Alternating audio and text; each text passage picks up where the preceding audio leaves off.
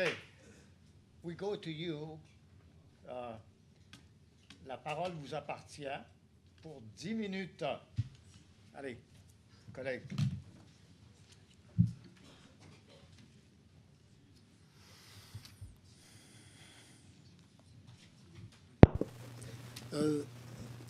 Merci beaucoup pour l'exposé qui m'a interpellé en tant qu'Africain. D'abord un commentaire. Robin Philpott, Robin des Bois, vous défendez toujours les dictateurs déchus. Je ne parle pas du cas de la Sierra Leone, que je connais moins. Je ne parle pas du cas du Côte d'Ivoire, que je connais un peu. Mais je reviendrai sur le cas du Rwanda et avec Habyarimana.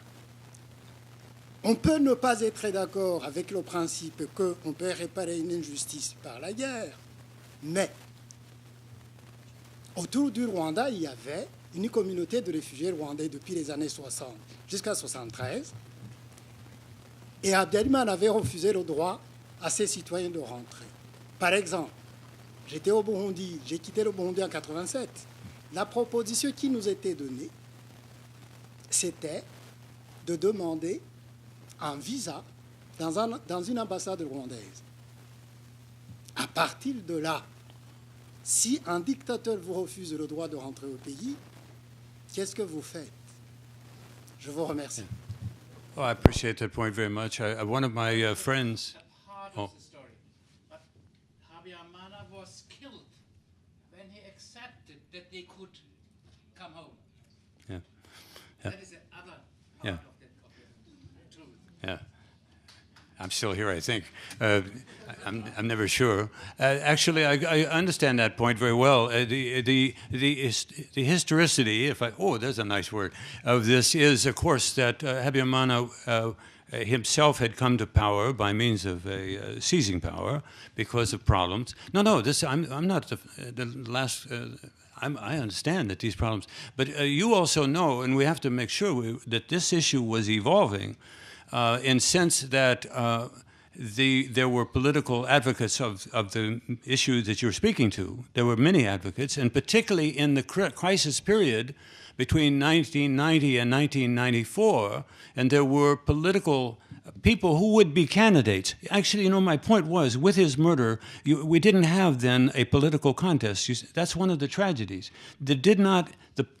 I know Faustin Twagiramungu rather well.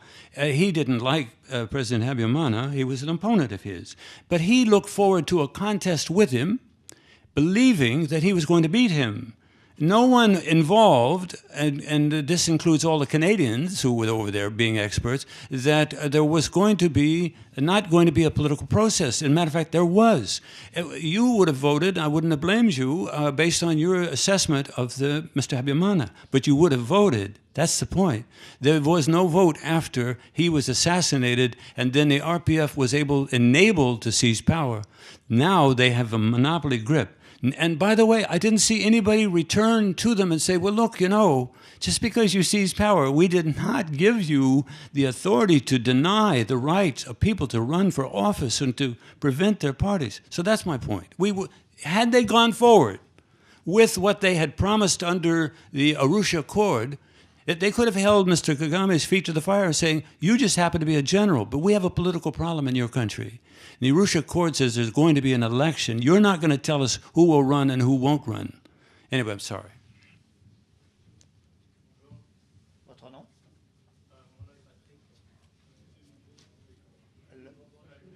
Oui, s'il vous plaît. Oui, bonjour. Je m'appelle Patrick Mbeko. J'ai quelques questions et quelques observations en même temps. Je ne suis pas avocat. Moi, au moins, à ce que je sache, c'est que les tribunaux pénaux internationaux sont institués à partir de simples résolutions de Conseil de sécurité. Alors, la question que je me pose, c'est qu'il n'y a pas un problème de légitimité, étant donné que le Conseil de sécurité est un organe qui est éminemment politique. Donc, on voit mal des gens, des puissances réunies au sein d'une organisation qu'on appelle le Conseil de sécurité, impliquées dans des conflits, puissent instituer des tribunaux qui vont juger des gens qui sont peut-être mêlés à ces conflits. Et mon deuxième point vient de la question du financement. J'ai trouvé que l'article 116 du Statut de Rome portant sur les contributions volontaires dit ceci.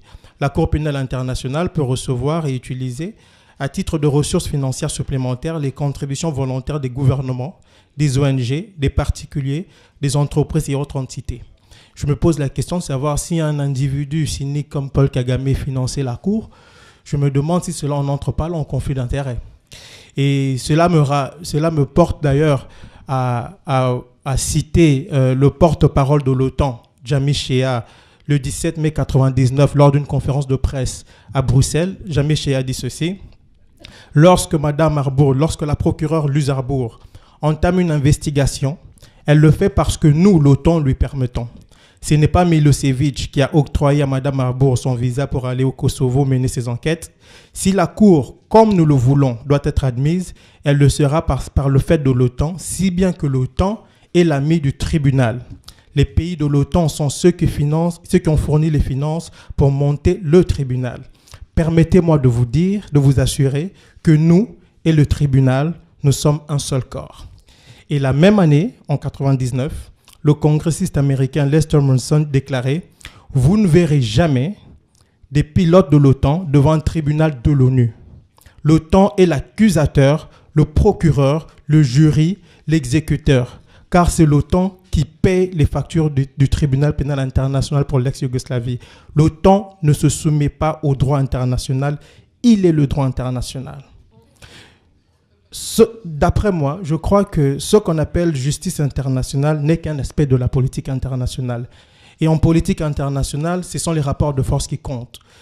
À mes compatriotes africains, je dirais simplement que nous n'avons pas intérêt à demeurer dans des structures d'un néocolonialisme nouveau.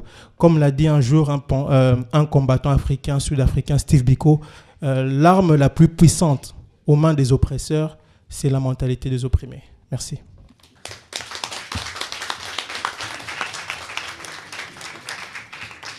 It was a very nice talk, and I agree with it, I think. We have to thank you very much, Phil, and we all like you, Phil. I'm getting old. Thank you.